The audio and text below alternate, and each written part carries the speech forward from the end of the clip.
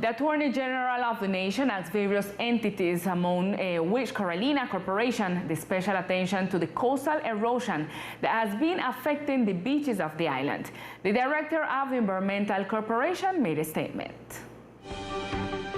The delegate attorney for the Environmental and Agrarian Affairs conducted a tour of the entire coastline of the island of San Andres, evidencing that there should be concern for the entire beach area of the San Luis area that has been lost. For this reason, he requested immediate action to prevent coastal erosion to the Risk Management Unit, the Governor, and CORALINA. In response to this fact, the environmental entity director indicated. Y la postura de la corporación es la misma que siempre ha tenido. The position of the corporation is the same as it has always had.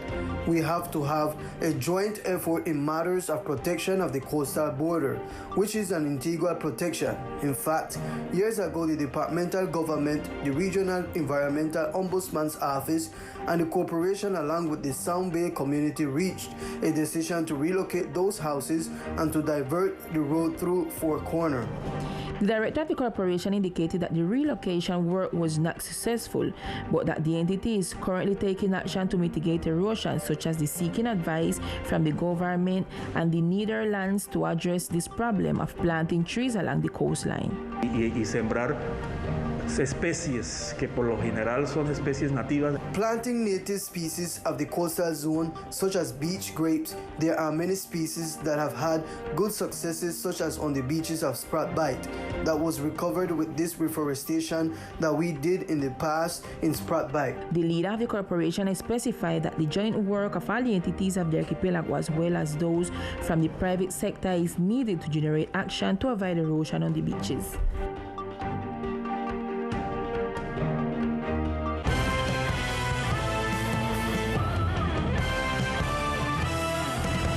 The removal of the Mr. Goby boat located on the coastal coral reef has begun. The Deputy Director of Seas and Coasts of the CORALINA Environmental Corporation stated that the work could be completed by the end of this year. The ship Mr. Goby ran aground on January 31st of 2009 due to an explosion in the battery that supplies power to the ship and to the non-functioning of the ship's equipment. 12 years later, the works of the removal of its structures have begun. Gilberto Miles, Deputy Director of Seas and Coasts, spoke about this, referring to the processes they have gone through to finally begin the removal of the vessel.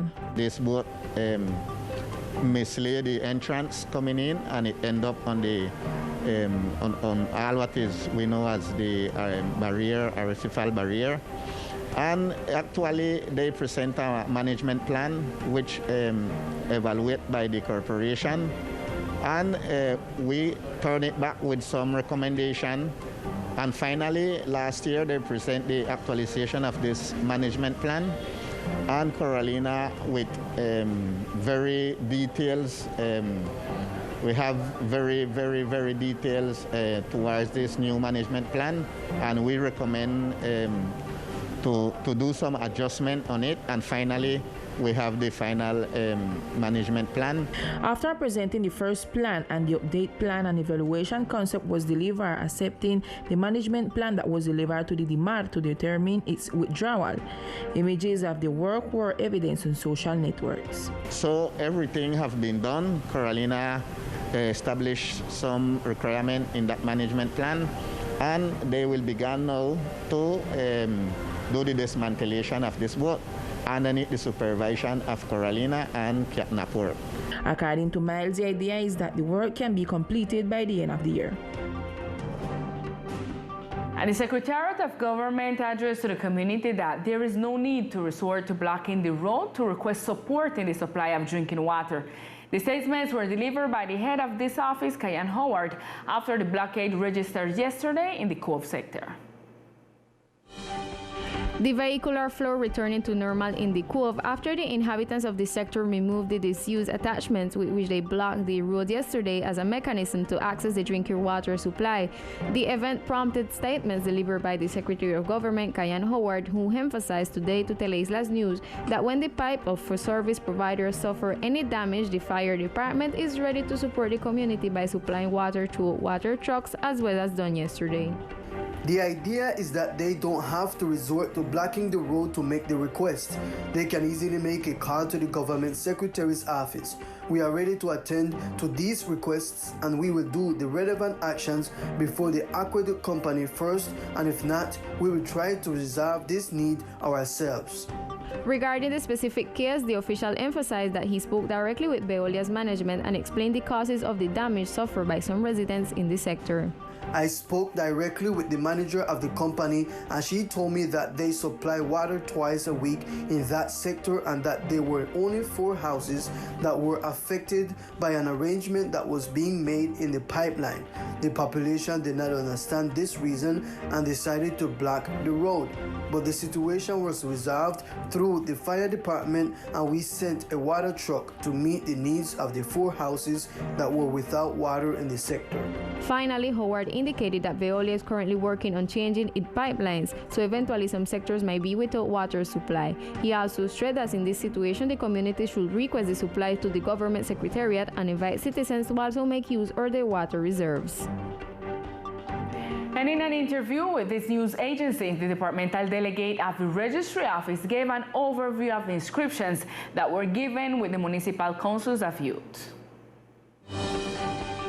Until today, there was opportunity for young people on the islands to register their documents to vote in the election for youth councils. This will allow young people between the ages of 14 and 28 to elect and be elected for via bridge entity by the local and district government. It is also worth mentioning that there is a total of 74 candidates registered to be elected in the department. Together with the island of Old Providence, we have had a total of 74 candidates who are registered for the Municipal Youth Council, 45 candidates in San Andres for 13 seats, and 29 in the island of Old Providence who aspire to occupy one of the 7 available seats. Likewise, the delegate mentioned that today they made a visit to the facilities of the juvenile prison on the department, where young people deprived of liberty had the opportunity to register their documents, and this made them participants in these elections. Similarly, the different educational institutions were visited to advance the same process of registration of students. They also informed about the voting sites established in the islands. There are 8 voting sites installed for the Youth Council's elections, one at the Esfuerzo, Natania, Bolivariano, Luis Amigo, and Brooks Hill educational institutions, also at the San Luis Coliseum and at the prison, and another is also installed at the juvenile prison. Let us be reminded that these elections to be held on December 5th are mechanisms for participation, consultation, monitoring, and control of public management, and a dialogue between young people and the institutions. They have various functions, such as the agreeing of the inclusion of youth agenda in the respective political and administrative authorities, and to exercise oversight and control over public management. And as a mechanism to prevent juvenile delinquency in the departmental government advances community work along with other entities. After the most recent report delivered by the National Police, which shows the apprehension of 6 minors between 15 and 60 years of age for cases of personal injury and theft, Teleislas News spoke with the Secretary of Government, Kayan Howard, to know what the action are contemplated from the departmental administration to counteract the criminal action among young people on the island. At the moment, through the group of coexisting managers of the government secretariat, we are conducting activities, community meetings in the different sectors of the island. In these community meetings, the first thing we do is profiling the sector that is going to be intervened. The intervention in the neighborhoods has interdisciplinary personnel with the objective of providing comprehensive support and accompaniment.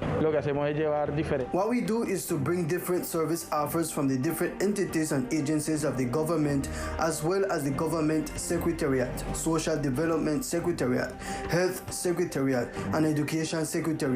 They are always ready to support them during these activities, as well as other entities such as the Family Welfare Institute, CORALINA, and the League Against Cancer, among others. It is essential to take and give continuity to action that involve young people, their families, and the community in general in order to obtain favorable results in the reduction of criminal acts among adolescents on the island, which in turn will be reflected in better citizen coexistence. The commander of the San Andres Police Department gave a report of the criminal acts that occurred during the weekend. Among them is the aggression of a uniformed officer in the San Luis sector while performing control activities. Que el día de ayer particularmente hoy en la madrugada. Yesterday, particularly today in the early morning, we had a case in which there was an injury by a person who was partying in the sector of San Luis, and under the effect of alcoholic beverages, he assaulted a police officer. It is important in this regard that within the activities that are advanced, there are some of control and surveillance in some sectors of the island, especially on weekends where we find pickups and where they generate noise and affect the coexistence of communities, because such activities and people's behavior are often uncontrolled. The commander calls on the community to maintain good behavior during the weekends in these spaces. She also announced that during this weekend was also achieved the apprehension of a minor and the seizure of a firearm in the Cliff sector after he allegedly fired a firearm against the humanity of a police official who was serving as a prevention and control post in the Cliff sector. And at this time of the night, we continue with Millicent O'Neill and the news from the municipality of Providence and Santa Catalina.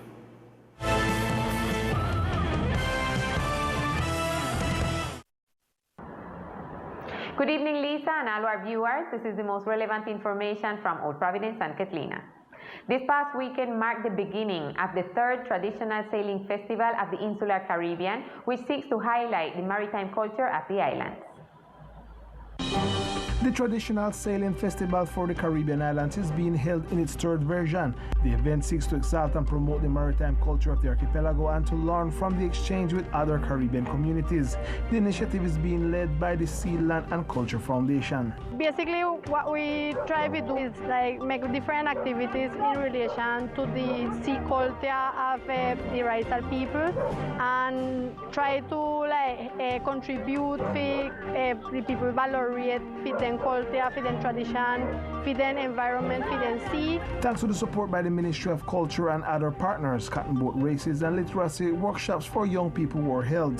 The most important idea is say we got imagination and say we can tell story about the sea. It's very important for the Creole people them tell them story, and from them young start involving in writing, reading and telling story.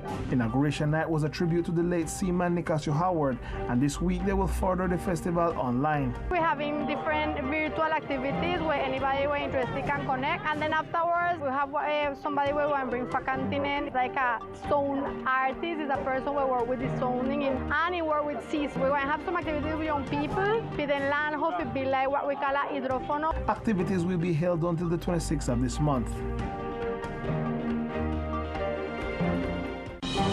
In compliance with Resolution 0650, the General Maritime Directorate is carrying out a massive registration of small artisanal fishing vessels in support of the reconstruction. In order to achieve the revitalization of artisanal fishing and maritime activity in the jurisdiction, we are advancing the registration of small boats, giving some facilities with responsibility. We have a Resolution 0650, which exempts the payment of the registration fees to these vessels. The work is being carried out at the Fisherman Co-op. However, fishermen who are interested can also approach the captaincy at the Black Sand Bay. Venimos trabajando de la mano. We have been working hand in hand with the fishermen's cooperatives and the representatives of the fishing cooperatives to register the vessels that they are getting. Finally, some of the requirements for the registration are as follows. Basically, the photocopy of the identity card, the act by which the boats were donated or the receipt, and the minimum safety equipment. With that, we can register the boats. On the other hand, more than 1.3 tons of queen conch meat seized for illegal fishing were distributed to the people of Old Providence over the weekend. Thanks to the efforts made by the Promised Land Foundation before the Departmental Secretary of Agriculture and endorsement by the Governor, this weekend more than 3,000 pounds of queen conchs were delivered to the community in Old Providence. This is the first time that the community of the island has directly benefited from the seized goods of illegal fishing. Every time they bring the illegal catch, they take it and give it to the police, jailers, the army, first area, but this time I apply to my foundation and I want to do a different, bringing it to Providence Island through the Hurricane Iota we have a lot of necessity in this island. The product was taken to the different neighborhoods where approximately 2 pounds per house were delivered. Anytime illegal catch happen into San Andres, I will bring it here to the island. I will apply, because the idea is solve, at least mitigate a little bit of the necessity of our community in Providence. I am from Providence, and we have to try help. The community was grateful for this humanitarian work. Thank you, Millie, for all the information of the municipality of Providence. Now we continue with our cultural section.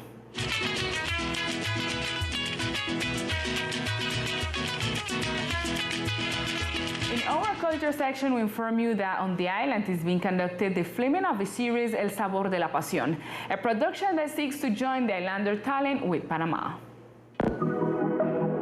As a result of an agreement between Teleislas and CERTV channel in the country of Panama, this audiovisual production began, which seeks to highlight the island's cultural richness and talent, a series that has all the film's genres needed to revolutionize the film industry on the island. The general producer of El Sabor de la Pasión spoke about the objective of this series. We are going to make a series that will revolutionize television in San Andres because it has drama, it has action, chase, intrigue, quite loving scenes, and we have a quite varied cast. Actors from the interior of the country, Panama, islanders, and even actors from Spain are taking part of the audiovisual production.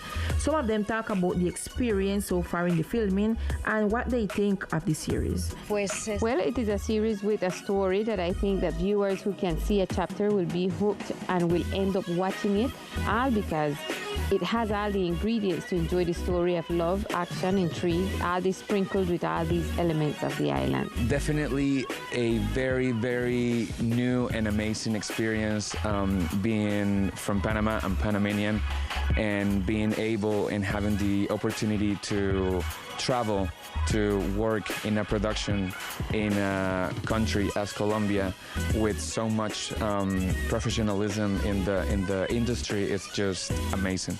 Jocelyn Escalon, a beautiful racial woman, is part of this production and tells a little about her participation in El Sabor de la Pasión. Well, I feel really proud to be part of this series within the film right here in the department, because then they show everything where we got all our riches that got to do with the food, with the people, with the gastronomy, with everything about San Andres. And I feel really proud to be part of the actress them. Specifically, Ida Carla, one professional ricer from the island, we were in charge for show all the one that we can invest in the island, a little bit more about everything and why they should put their restaurant right here in San Andres.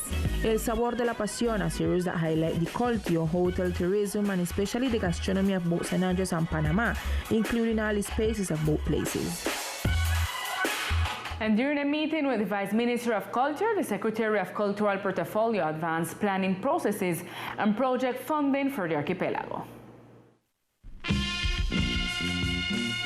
The Secretary of Culture, Showard Leopard, under the direction of the Governor Everett Harkins, met in Bogota with the Vice Minister Jose Ignacio Argote at the Regional Development Headquarters to advance the processes of planning and financing of projects that benefit the archipelago of San Andres, Old Providence, and Santa Catalina.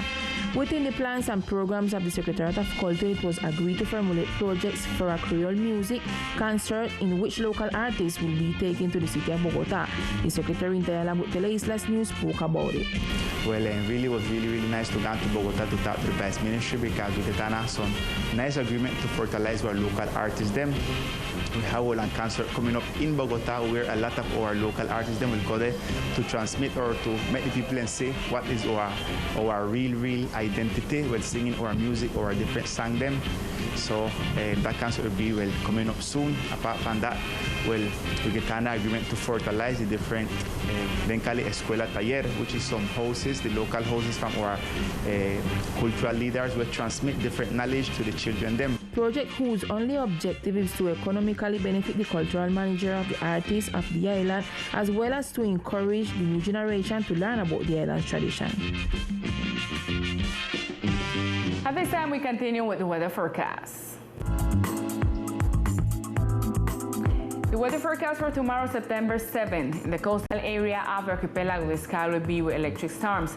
Temperature will be of 29 degrees Celsius with winds from the northeast direction with intensities of 24 km per hour. Humidity forecast will be of 79% and probability of precipitation will be of 80%.